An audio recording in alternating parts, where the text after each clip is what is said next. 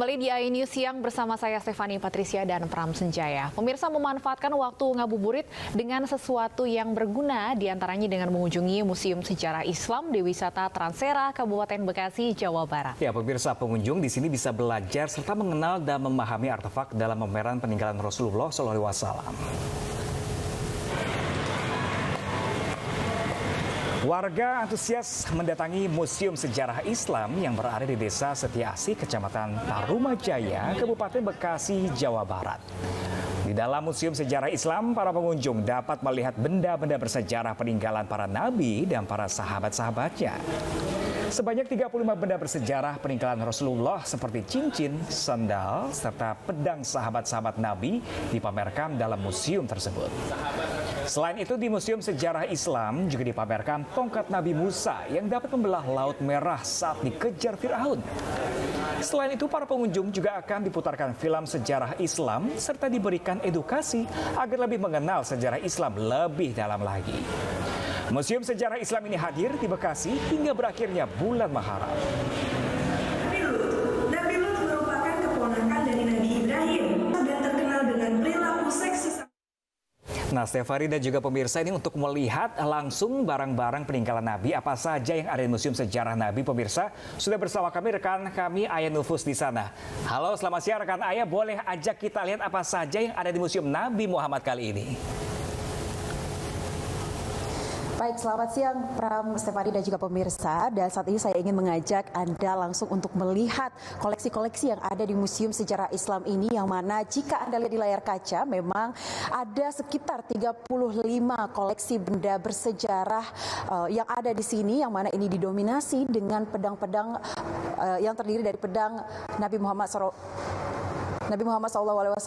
dan juga para nabi, yang mana diantaranya ini mulai dari Abu Bakar Siddiq, kemudian juga Umar bin Khattab, kemudian juga Ali bin Abi Thalib dan sahabat-sahabat nabi lainnya. Dan selain pedang begitu, Pram, Stefan dan juga pemirsa, saya juga ingin mengajak Anda untuk melihat di sini juga dipamerkan ada surat Rasulullah, yang mana ini merupakan surat yang dikirimkan oleh Rasulullah ke para raja di Timur Tengah. Salah satunya yaitu Raja Romawi. Selain surat ini, saya juga ingin mengajak Anda, tadi saya katakan bahwa di museum ini tidak hanya benda-benda bersejarah dari peninggalan Nabi Muhammad SAW saja, namun juga jika Anda lihat di sebelah sini juga dipamerkan sorban dari Nabi Yusuf alaihissalam yang terkenal dengan ketampanannya. Dan selain itu juga, Pram, Stefani dan juga pemirsa, saya ingin mengajak Anda untuk melihat ini ada salah satu yang menarik juga, yakni sandal dari Nabi Muhammad SAW yang jika dari penilaian saya ini ukurannya juga cukup besar jika kita bandingkan dengan ukuran manusia normal saat ini begitu. Jika tadi saya bertanya kepada pihak pengelola yang ada di sini, sandal ini sendiri aslinya ini terbuat dari kulit sapi. Dan untuk menanyakan langsung secara detail dan lebih lanjut terkait dengan museum ini begitu, Pram dan juga Stefani, saya akan berbincang langsung dengan General Manager yakni Pak Zaki di sini. Selamat siang Bapak, boleh diceritakan nggak Pak, apakah benda-benda koleksi yang ada di sini ini asli atau bagaimana Pak? Baik, benda-benda yang ada di Museum Sejarah Islam Transera Waterpark itu replika lisensi dari Turki. Kalau asli ada di Turki, di Museum Topkapi. Jadi ini adalah replikanya. Di Asia Tenggara hanya 2, di Malaysia dan di Indonesia. Alhamdulillah adanya di Museum Sejarah Islam Transera Waterpark. Oke, baik. Untuk replikanya sini diambil dari mana Pak? Kita buat langsung dari Turki juga dan juga dari Indonesia, tapi ini skalanya 1:1. Jadi mirip dengan yang aslinya barang-barang ini. Jadi para pecinta Rasulullah yang kangen dan rindu sama Rasulullah, datanglah ke Museum Sejarah Islam di Transera Waterpark. Kita bisa melihat sejarah-sejarah perjuangan Rasul dan sahabat-sahabatnya. Oke, baik. Harapannya apa nih Pak satu lagi ke depannya untuk seluruh umat muslim maupun non-muslim yang berkunjung ke museum ini? Alhamdulillah. Kita berharap sekali di bulan suci Ramadan kita ambil keberkahan ya. Kita ambil yang bermanfaat, apalagi bulan suci Ramadan ini. Nah, buat pengunjung ataupun masyarakat Indonesia pada umumnya dan warga Bekasi Jabodetabek yang ingin mengenal perjuangan Rasulullah dan sahabatnya, datanglah ke Museum Sejarah Islam. Kalau lengkap di sini bagaimana Rasulullah dan sahabatnya berjuang untuk mensiarkan agama Islam. Dan juga tidak hanya untuk muslim, non-muslim ada juga ke sini. Karena apa? Di sini kita ada sejarah juga mengenai pedang yang diberikan oleh Kaisar Cina. Rasulullah dan sahabatnya berdakwah ke Cina, diberikan pedang oleh Kaisar Cina, dan alhamdulillah Kaisar Cina menjadi Islam setelah bersahabat dengan sahabat Rasulullah. Baik, tadi saya juga melihat selain pedang ada tongkat-tongkat. Boleh diinfokan Pak lebih detail terkait dengan tongkat-tongkat apa saja yang ada di sini Pak? Baik, kita ada tongkat Rasulullah. Ya, tongkat ini dipakai untuk sholat Rasulullah ya, dan juga ada busur panah. Itu juga hadiah dari Kaisar Cina pada saat Sa'ad bin Abi Waqqas, sahabatnya Nabi Muhammad, berdakwah ke Cina. Dan di sebelah kita ini adalah pedang kebanggaan Rasulullah, Al-Matur. Ini luar biasa. Ini adalah peninggalan ayahanda Rasulullah, berikan kepada Rasulullah, Al-Matur juga. Dan tadi mungkin sudah dijelaskan oleh Mbak Aya mengenai handa Rasulullah ya. Dan juga yang penting lagi di sini anak-anak sekolah, apalagi usia dini, itu belajar edukasi. Kita akan putar film pemutaran sejarah Islam dari 25 Nabi sampai sejarah Nabi Muhammad pada saat lahir sampai dengan wafatnya. Jadi saya rasa ini penting sekali untuk belajar edukasi mengenai sejarah Islam. Apalagi di bulan suci yang bulan penuh keberkahan, manfaatkan waktu dengan baik, datanglah ke Museum Sejarah Islam. Baik, terima kasih Bapak Zaki atas informasinya. Nah, Pram, Stefani dan juga pemirsa, memang museum ini dapat menjadi referensi Anda khususnya di bulan suci Ramadan ini untuk mengisi waktu kosong menjelang berbuka puasa. Kembali ke studio.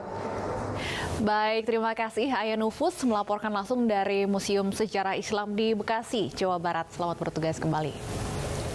Pemirsa, ribuan warga padati tablik akbar yang digelar di Masjid Al-Akbar Surabaya kemarin malam. Ya, pemirsa, tablik akbar bertemakan nikmatnya Ramadan ini selain menghibur masyarakat juga mengajak umat muslim di Surabaya berpuasa sebagai salah satu sumber kebahagiaan.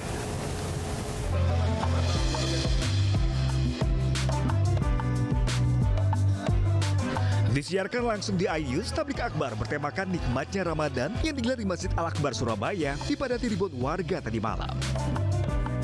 Acara tablik akbar iNews berkolaborasi dengan PT Sasa Inti dan Sasa Santan Omega 3 semakin meriah dengan penampilan band Armada sebagai pembuka. Selain hiburan bagi masyarakat, acara yang menggandeng PT Sasa Inti yang bermanfaat dan menyehatkan ini juga diisi dengan tausiah siraman rohani disampaikan oleh TGB Muhammad Zainul Majdi selaku Wakil Komisaris Utama PT Mini Nusantara Citra Tbk. TGB menyampaikan bahwa sumber kebahagiaan umat Islam adalah bisa menjalankan ibadah puasa. Ingat, bulan ini merupakan bulan penuh ampunan. Kalau kita mendapatkan rasa senang di dalam kebaikan, maka kata Nabi, itulah salah satu tanda iman. Selain dihadiri Gubernur Jawa Timur Kofifa Indra Parawansa, acara berbagi kebahagiaan di tengah bulan Ramadan ini juga disambut baik. Pemirsa, sebuah masjid dengan bentuk menyerupai jamur dan payung menjadi kebanggaan masyarakat Jember, Jawa Timur. Ya, masjid yang dibangun pada tahun 1973 tersebut menggunakan dana dari jimpitan atau iuran gabah petani se-Kabupaten Jember.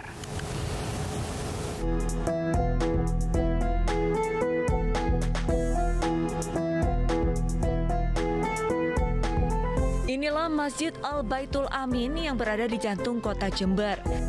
Masjid ini dikenal masyarakat setempat sebagai masjid kuno dengan arsitektur unik. Masjid Al-Baitul Amin dibangun di era Bupati Jember yang bernama Abdul Hadi. Kala itu masyarakat Jember ingin mendirikan masjid dengan nuansa berbeda. Abdul Hadi kemudian mengutus seorang arsitek untuk pergi ke Mesir dan Turki serta melihat-lihat nuansa masjid yang ada di sana. Hingga akhirnya dibuatlah desain masjid dengan bentuk menyerupai payung. Masjid Al-Baitul Amin pun mulai dibangun pada tahun 1973 di atas lahan seluas 10.000 meter persegi dan diresmikan pada tahun 1976. Bangunan Masjid Al-Baitul Amin yang unik ini juga syarat makna. 7 kubah memiliki arti 7 lapisan langit.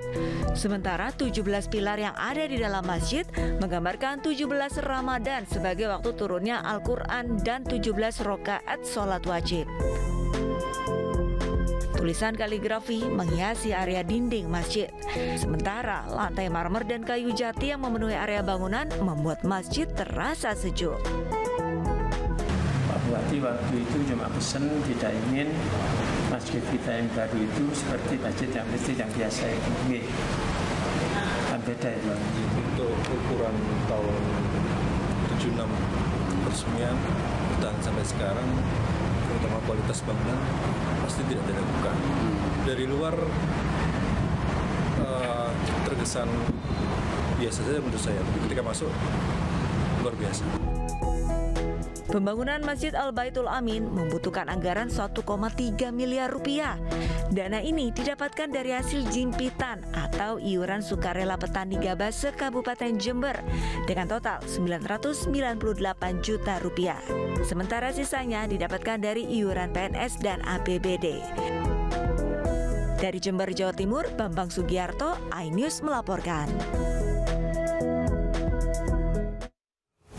Ya, pemirsa, hendak lakukan mudik, seorang pria Parubaya tewas di sebuah warung kopi di Jalan Gatus Subroto, Tanah Abang, Jakarta Pusat. Kami akan kembali dengan informasi selengkapnya sesaat lagi.